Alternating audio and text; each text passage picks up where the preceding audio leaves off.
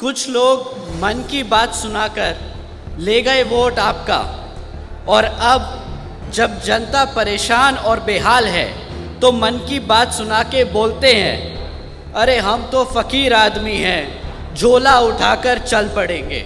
जो 10 करोड़ नौकरी देने का वादा किया था, वो 10 करोड़ नौकरियां तो दूर, मैन्युफैक्चरिंग सेक्टर में 5 करोड़ लगी हुई नौकरियां भी आज घटकर सिर्फ 2.5 करोड़ रह गई हैं। जो गरीबी ख़त्म करने निकले थे, वो आज नोटबंदी जैसे काम करके शायद हमारे गरीब को ही ख़त्म कर चुके हैं।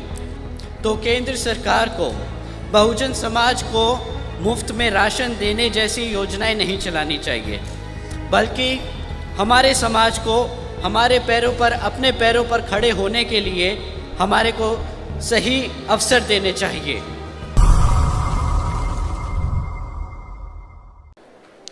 साथियों, यहाँ अब हम अगर वर्तमान सरकार के बारे में यानी डीएमके सरकार के बारे में बात करें तो आपको भी पता चल जाएगा कि जातिवादी मानसिकता किस कदर यहाँ इस सरकार में भरी है। நண்பர்களே, இங்கு நாம் இப்போது தற்போதைய ஆளும் திமுக அரசை பற்றி பேசுவோமே, ஆனால் இங்கு இந்த அரசில் சாதிய மனப்பான்மை எப்படி நிரம்பியுள்ளது, எப்படி வேர்வரை புறையோடியுள்ளது என்பது உங்களுக்கு நன்றாகவே தெரியும்। जो डीएमके सरकार अपने आप को द्रविड़ मॉडल फॉलो करने वाली बताती है, तो मैं उससे पूछना चाहूँगा, இந்த ஆளும் திமுக அரசு தங்களை தாங்களே திராவிட மாடலை பின்பற்றுவதாக வர்ணித்துக் கொள்ளுகிறது। அதனால் நான் இந்த அரசிடம் இத்தகைய கேள்விகளை கேட்க விரும்புகிறேன்। कि क्या हुआ उस 12 लाख हेक्टेयर ज़मीन का जो कानूनी तौर से हमारे SC/ST समाज के परिवारों को दी गई थी, जो आज भी यहाँ के गुंडों और माफियाओं के कब्ज़ों में है। என்னவானது எங்களின் SC/ST சமுதாயத்தின் ஏழை குடும்பங்களுக்கு சட்டப்பூர்வமாக வழங்கப்பட்ட 12 லட்சம் ஏக்கர் பஞ்சமி நிலங்கள் இப்பொழுது அரசியல்வாதிகளின் கைகளிலும், குண்டர்களின் கைகளிலும், மாபியாக்களின் கைகளிலும் அது அபகரிக்கப்பட்டுள்ளது। क्या हुआ हमारे SC/ST समाज को उचित प्राविधान और हिस्सेदारी देने का, जिस समाज के दम पर आज की ये डीएमके सरकार खड़ी है। SC/ST நம் சமூக மக்களின் சக்தியே இந்த அரசாங்கம் அமைய காரணம்। ஆனால் நமது சமுதாய மக்களுக்கு சரியான பிரதிநிதித்துவம், அதிகாரத்தில் பங்கு இந்த திமுக அரசால் கொடுக்கப்பட்டுள்ளதா? जिस सरकार ने 927,000 करोड़ रुपए हमारे SC/ST समाज के छात्रों के लिए केंद्र सरकार को वापस कर दिए, मैं आज इस डीएमके सरकार से पूछता हूँ, क्या इसी तरह आप हमारे समाज के छात्रों को आगे बढ़ाने का काम कर रहे हैं? இந்த அரசுதான் நமது SC/ST சமுதாய மாணவர்களின் முன்னேற்றத்திற்காக கொடுக்கப்பட்ட 927 கோடியை மத்திய அரசிடம் திருப்பி அளித்த அரசு। நான் இந்த திமுக அரசிடம் கேட்கிறேன், எங்கள் சமுதாய வளர்ச்சிக்காக என்னதான் செய்கிறீர்கள்? இதுதான் நீங்கள் எங்கள் சமுதாய மாணவர்களின் முன்னேற்றத்திற்காக செய்யும் வேலையா? क्या इसी तरह आप हमारे समाज को उसकी ज़मीन दिलाने का काम कर रहे हैं?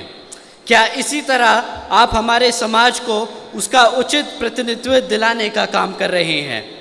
எங்கள் சமுதாயத்தின் எங்கள் உரிமையான நிலத்தை பெற நீங்கள் எப்பொழுதுதான் முயற்சி எடுப்பீர்கள்? இதே வழியில்தான் எங்கள் சமூகத்தின் சரியான பிரதிநிதித்துவம் மற்றும் அதிகாரத்தில் பங்குகளை பெற்றுத்தர உழைத்து கொண்டிருக்கிறீர்களா?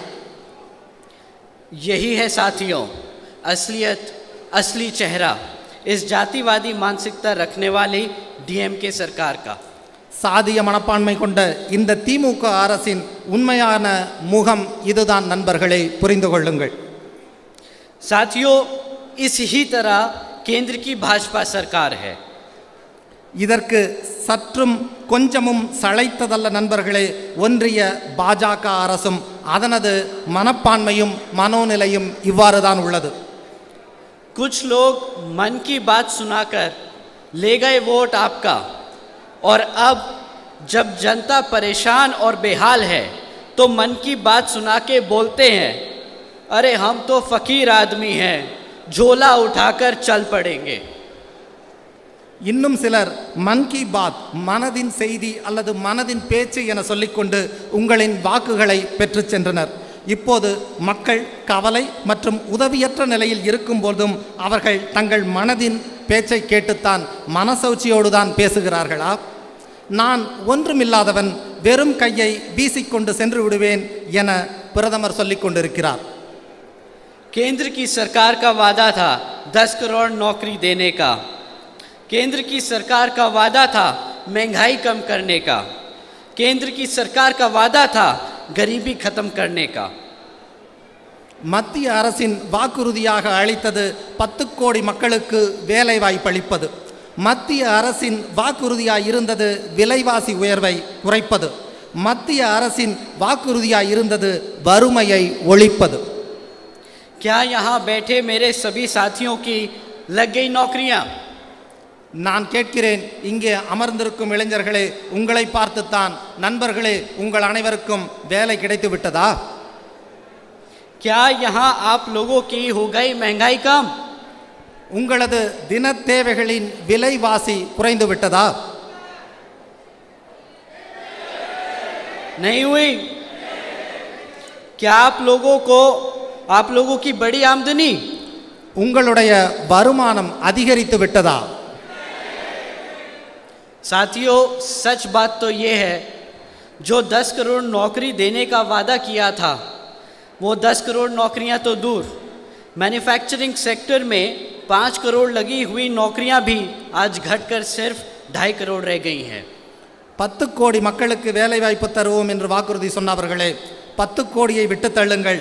5 கோடியாக இருந்த வேலை வாய்ப்பு கூட இப்பொழுது 2.5 கோடியாக குறைந்து விட்டது என்பதை அறிந்து கொள்ளுங்கள். जो महंगाई का ढंढोरा पीटते थे 2014 में, अरे आम आदमी को एहसास दिलाने के लिए कि जी 50 रुपये का पेट्रोल बहुत महंगा है, इनसे कोई आज पूछे कि भाई 100 रुपये का पेट्रोल महंगा नहीं लग रहा आपको? 2014 விலைவாசி உயர்வு என்று தண்டோரா போட்டு வீதிக்கு வந்து துடித்தவர்கள் 50 ரூபாய்க்கு பெட்ரோல் விலை உயர்வாக உள்ளது என்று சாமானிய மக்களை ஏமாற்றினவர்கள் இப்பொழுது 100 ரூபாய்க்கு பெட்ரோல் விற்கப்படும் பொழுது எங்கே சென்றார்கள்? இப்பொழுது அது விலைவாசி உயர்வானதாக அவர்களுக்கு தெரியவில்லையா? அன்று புலி என பாய்ந்தவர்கள் இன்று பூனை என பதுங்கி விட்டார்களா? இல்லை, எலியெனவே குழிகளுக்குள் ஒளிந்து கொண்டார்கள் என நினைக்கிறேன். जो गरीबी खत्म करने निकले थे वो आज नोटबंदी जैसे काम करके शायद हमारे गरीब को ही खत्म कर चुके हैं. வறுமையை அதாவது ஏழ்மையை ஒழிக்க என வந்தவர்கள் இன்று பண மதிப்பிழப்பு போன்றவற்றை செய்து ஏழ்மையை அல்ல ஏழைகளை ஒழித்து கொண்டிருக்கிறார்கள். 2014 में 2 करोड़ 70 लाख लोग से ज़्यादा लोग गरीबी रेखा के नीचे थे. आज उनकी संख्या बढ़कर 13 करोड़ से ज़्यादा हो चुकी है. क्या ऐसे ही बनेगा आपका भारत, आपकी भारत की 5 ट्रिलियन डॉलर की इकॉनमी? 2014 வறுமைக்கு கோட்டுக்கு கீழ் 2 கோடியே 70 லட்சம் மக்கள் இருந்தனர். ஆனால் இன்றோ அந்த எண்ணிக்கை அதிகரித்து 13 கோடியை தாண்டி இருக்கிறது. இந்த வறுமை கோட்டிற்கு கீழான மக்களின் எண்ணிக்கையை உயர்த்துவதா அவர்களின் வளர்ச்சி? இவர்கள்தான் இந்தியாவில் 5 லட்சம் கோடிக்கு பொருளாதாரத்தை உயர்த்தி முன்னேற்ற பாதையை உருவாக்கப் போகிறார்களா?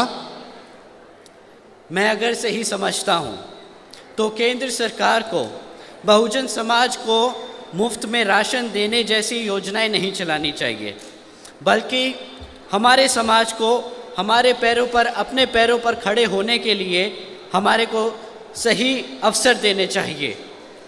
சரியாக சொல்ல வேண்டுமெனில் நமது மக்களுக்கு இலவச ரேஷன் வழங்கும் திட்டத்தை நடத்துவதற்கு பதிலாக அவர்கள் சொந்த காலில் நிற்க மத்திய அரசு அதற்கான வழிமுறைகளை கையாண்டு வேலை வாய்ப்புகளை உருவாக்கி தொடர்ந்து திட்டமிட வேண்டும் என கேட்கிறேன். क्योंकि इतिहास गवाह है, बहुजन समाज लेने वालों में से नहीं देने वालों में से है. ஏனென்றால் வாழும் வரலாற்று சாட்சியாக பகுஜன் சமாஜ் கட்சி இருக்கிறது. பகுஜன் என்பது எடுப்பவர்களிலிருந்து ஒன்று அல்ல, கொடுப்பவர்களில் ஒன்றாக இருக்கிறது. तो मैं पूछना चाहता हूं, क्या यही है अच्छे दिन? அப்படியானால் நான் கேட்பது, நீங்கள் சொன்ன அந்த நல்ல நாள் இதுதானா? आज हम भाजपा सरकार को मन की बात नहीं, एक काम की बात बताते हैं कि एक लीडर होता कैसा है, एक मुख्यमंत्री होना कैसा चाहिए और एक प्रधानमंत्री होना कैसा चाहिए. இன்று நாம் மத்தியில் ஆளும் பாஜக அரசிற்கு சொல்ல வருவது மனதின் பேச்சு என்பதை விட்டுவிட்டு மக்களுக்கான பேச்சு, அவர்களுக்கான வேலை, அவர்களுக்கான முன்னேற்ற பாதைக்கு என்ன செய்ய வேண்டும் என்பதை சுட்டிக்காட்ட விரும்புகிறேன்.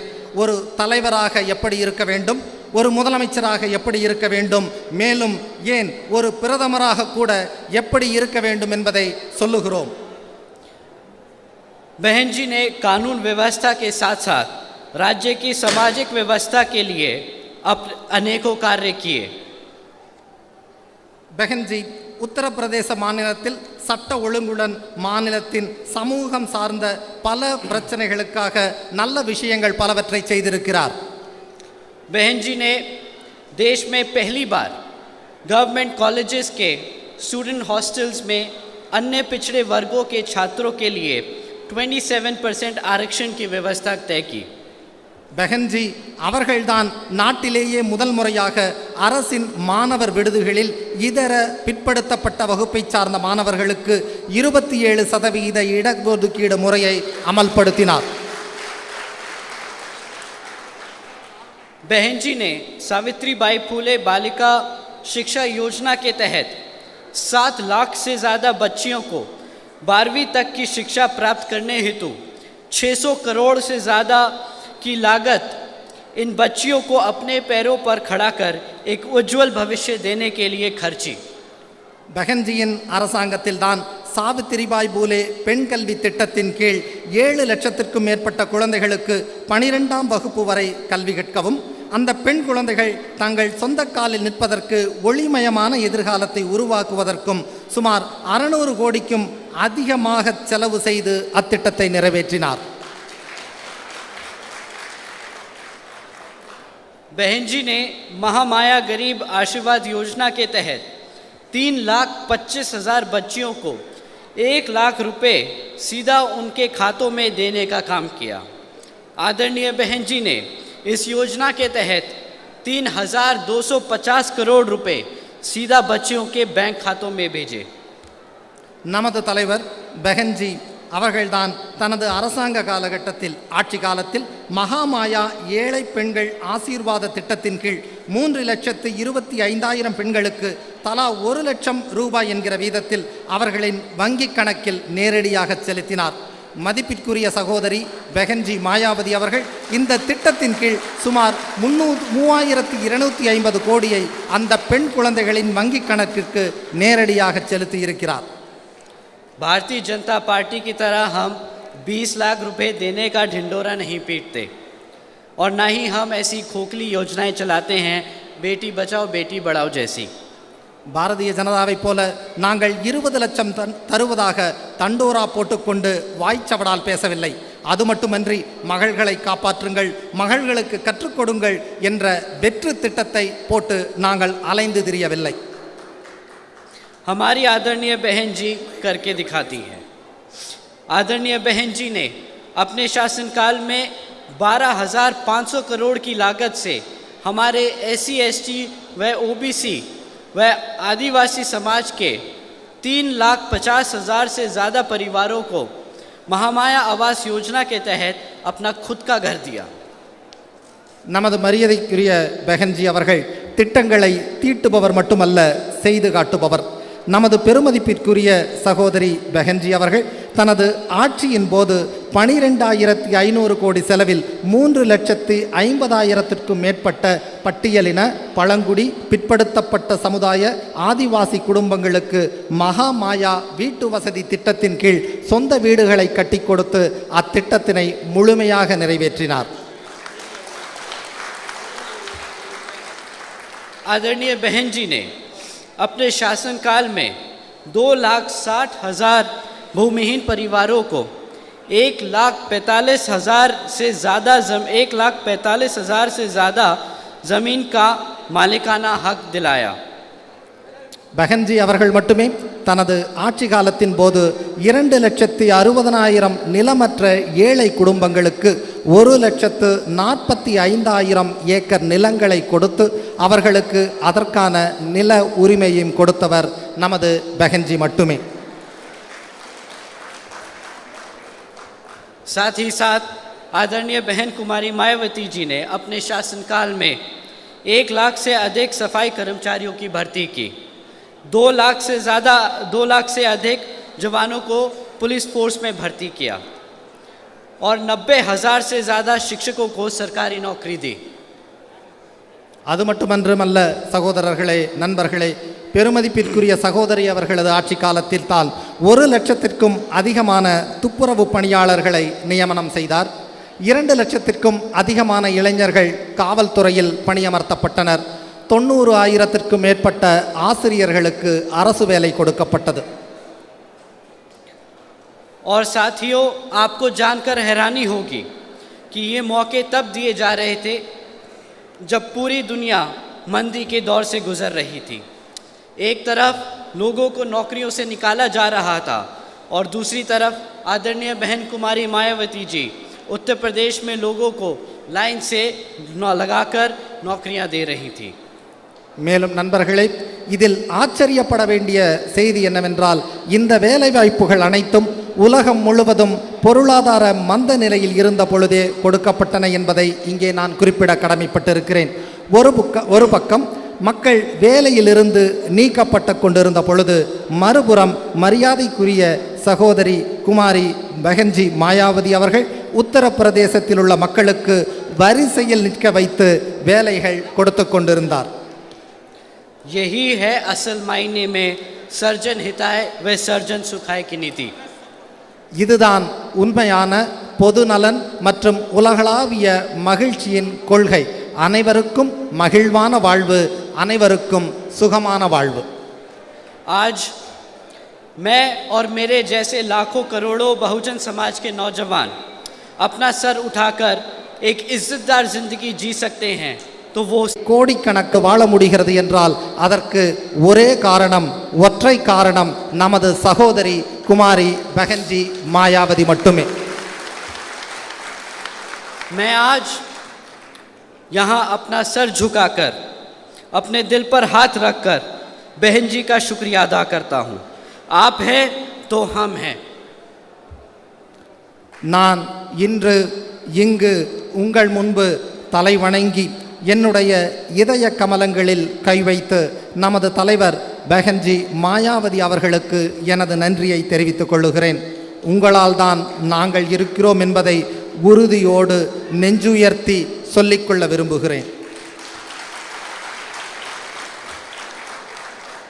तो साथियों, आप और हम सब एकजुट होकर समाज के हर एक व्यक्ति को बसपा से जोड़ने का काम करेंगे और आने वाले विधानसभा आम चुनाव में बता देंगे कि हम आ रहे हैं। हम आ रहे हैं हर उस चीज़ के लिए जो इस संविधान में हमारे समाज के लिए हमारे गुरु देकर गए हैं, बाबा साहब डॉक्टर भीमराव अंबेडकर जी। நண்பர்களே, நாம் அனைவரும் ஒற்றுமையாக ஒன்றுபட்டு சமுதாயத்தின் ஒவ்வொரு நபரையும் பிஎஸ்பியுடன் இணைக்க பாடுபடுவோம். வரும் சட்டமன்ற பொதுத் தேர்தலில் நமது ஒற்றுமையை நிரூபித்து மற்ற கட்சியினருக்கு தக்க பதிலடி கொடுப்போம். அவர்களுக்கு உறக்கச் சொல்லுவோம், நாங்கள் வருகிறோம் என்று. யானை பலம் கொண்டு யானை மீதேறி ஆட்சி அமைக்க வருகிறோம் என்று நம் எதிரிகளுக்கும் எதிரில் இருக்கும் கட்சிக்கும் நாம் சொல்ல வேண்டும். நாங்கள் மீண்டும் வருவோம், மீண்டு வருவோம். நமது குருமார்களும் நம் தலைவர்களும் அண்ணல் பாபா சாஹிப் டாக்டர் பீம்ராவ் அம்பேத்கர் போன்றோர் இந்த அரசியல் அமைப்பில் நமது சமுதாயத்திற்காக கொடுத்து சென்ற உரிமைகளை திரும்ப எடுத்து கொள்ள வருவோம் என்று மார்தட்டி சொல்லுவோம். உறுதியோடும் உரிமையோடும் சொல்லுவோம்.